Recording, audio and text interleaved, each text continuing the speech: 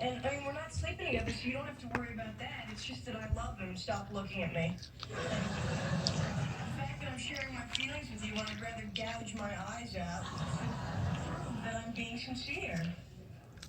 Well, what does David's mother think of this? This is Healy's for it. She's gonna have a hard enough time supporting herself. She also wants him to finish high school with his friends.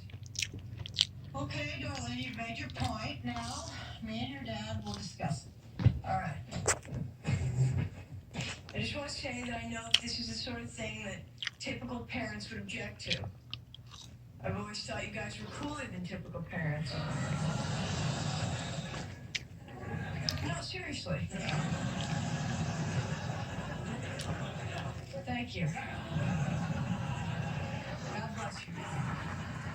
How long should we pretend to discuss this before we go out and tell her no? We don't admire her technique, though.